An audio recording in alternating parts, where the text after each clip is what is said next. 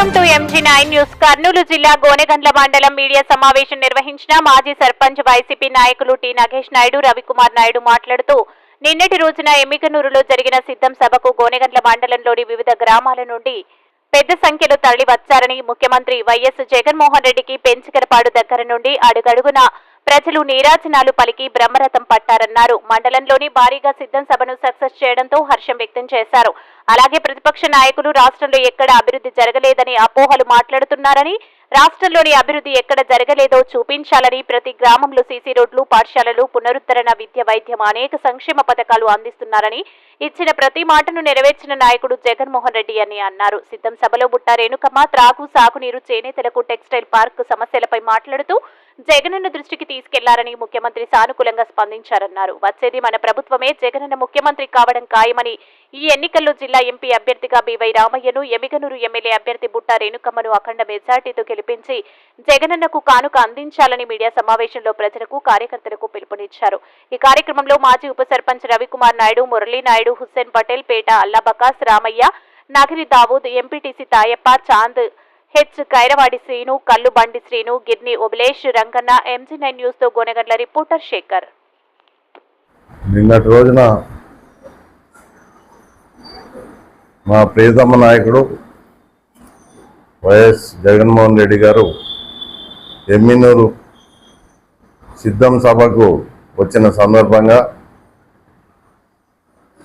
మా మండలం నుంచి, వివిధ గ్రామాల నుంచి అందరూ కూడా చాలా ఉత్సాహంగా తరలివచ్చి ఈ సభను జయప్రదం చేసినందుకు వాళ్ళకు ప్రత్యేకంగా ప్రతి కార్యకర్త, ప్రతి నాయకునికి ప్రత్యేకంగా ధన్యవాదాలు తెలియజేస్తున్నా.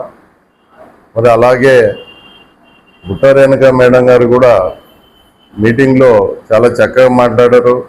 అంటే సాగునీరు, తాగునీరు అయితేనేమి, టెక్స్టైల్స్ దాని గురించి కూడా సీఎం గారికి విన్నవించుకోవడం జరిగింది. మంచి స్పందన వచ్చింది ప్రజల్లో. మంచి అభివృద్ధి పనులు కూడా చేస్తుందని చెప్పి ఆశిస్తున్నాం.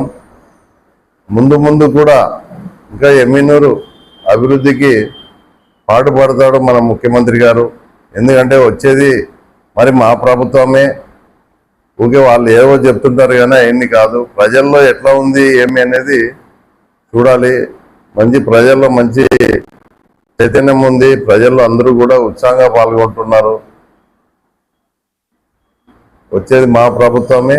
మా ప్రభుత్వం వచ్చిన తర్వాత ఇంకా మంచి పనులు చేస్తాం. మాకు ఇప్పుడు మంచి బివై రామయ్య అయితేనేమి, బుట్ట రేణుక గారు మంచి టీం తయారైనారు. తాలూకా బాగా మంచి అభివృద్ధి దిశగా పయనిస్తారని చెప్పి ఆశిస్తూ మరొకసారి ఈ సిద్ధం సభకు గ్రామాల నుంచి, అన్ని గ్రామాల నుంచి వచ్చిన నాయకులు, కార్యకర్తలకు అందరికీ ప్రత్యేక ధన్యవాదాలు తెలియజేస్తూ, నా పేరు నాగేష్ నాయుడు, గోనెగండ్ల. అలాగే ఈరోజు రాష్ట్రంలో అభివృద్ధి లేదు అని అంటున్నారు. విద్యా, వైద్యం కొద్దీ మించిన అభివృద్ధి లేదని చెప్పి ప్రతి ఒక్కరూ ఆశిస్తున్నారు. ఎందుకంటే విద్యా, వైద్యమే మెయిన్ ప్రజలకు. విద్యా, వైద్యము, సంక్షేమ కార్యక్రమాలు, మరి ప్రతి పేదవాడికి సెంటున్నర స్థలం ఇచ్చి ఇల్లు మంజూరు చేసి బ్రహ్మాండమైన అభివృద్ధి జరుగుతుంది. అంటే పేదల ముందు ధనికులు కావాలనేది జగన్మోహన్ రెడ్డి గారి ఆలోచన విధానం చాలా కరెక్టు. ఇది మేమైతే అందరం కూడా స్వాగతిస్తున్నాం.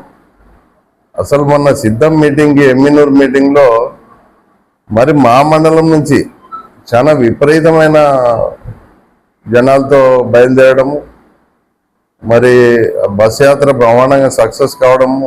జగన్మోహన్ రెడ్డి గారు ఎక్కడ చూసినా జనం నీరాజం పలికినారు. మేము అక్కడి నుంచి చూస్తున్నాం, ఎక్కడ పెంచకలపాటు దగ్గర నుంచి బ్రహ్మాండంగా ఆపి ఎక్కడ ఏ చిన్న విలేజ్లో కూడా పూలు జల్లుతూ స్వాగతం పలికినారు. అందరికి కూడా ప్రతి కార్యకర్త, ప్రతి ప్రజలకందరికీ ప్రత్యేక ధన్యవాదాలు తెలియజేస్తూ, ఇప్పుడు సంక్షేమ కార్యక్రమాలు జరిగినప్పుడే కదా, అంటే పేదలు ముందు బాగుపడినప్పుడే. ఒకప్పుడు పరిస్థితి ఎట్లుందంటే పేదలుగానే ఉండేవాళ్ళు. ఈరోజు పేదలంతా కూడా ధనికులు అవుతున్నారు. అసలు ఏ చిన్న లంచాలు లేకుండా డైరెక్ట్ వాళ్ళ అకౌంట్కి వస్తున్నాయి. మరి ఈరోజు రైతులకైతే కూడా ఇన్పుట్ సబ్సిడీ వస్తుంది. మరి మా ఆసరా పథకం నుంచి అయితేనేమి ఎంతో మంది మహిళలు చాలా బాగుపడుతున్నారు. అందువరకు మంచి సంక్షేమ కార్యక్రమం ఇంకా కొనసాగిస్తానంటున్నాడు.